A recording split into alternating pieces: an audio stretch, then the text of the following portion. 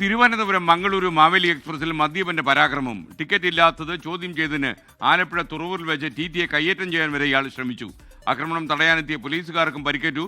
പ്രതി ഷാഹിലിനെ ഇപ്പോൾ police arrest ചെയ്തിട്ടുണ്ട്. പ്രധാനമായും ഈ മദ്യപിച്ച് പരാക്രമണം നടത്തുന്നതും അതുമായി ബന്ധപ്പെട്ട പ്രശ്നങ്ങളും ഒക്കെ നമ്മുടെ മുന്നിലുണ്ട്. വർക്കല പെൺകുട്ടി അടക്കം നമ്മുടെ മുന്നിൽ ഉദാഹരണമായി ഉണ്ട്. പക്ഷേ ഈ പ്രശ്നങ്ങളൊന്നും അവസാനിക്കുന്നില്ല എന്നുള്ളത് തന്നെയാണ് ഈ സംഭവത്തിലൂടെ മനസ്സിലാക്കാൻ കഴിയുന്നത്. ഇന്നലെ രാത്രി മാവേലി എക്സ്പ്രസിലാണ് ഈ സംഭവം ഉണ്ടാകുന്നത്.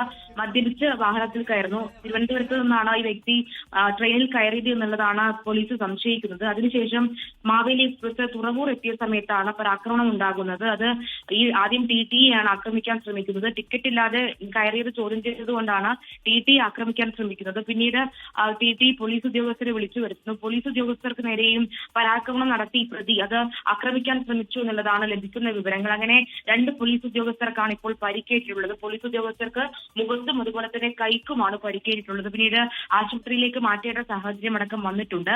ഈ പ്രതി മട്ടാഞ്ചേരി സ്വദേശിയാണ്.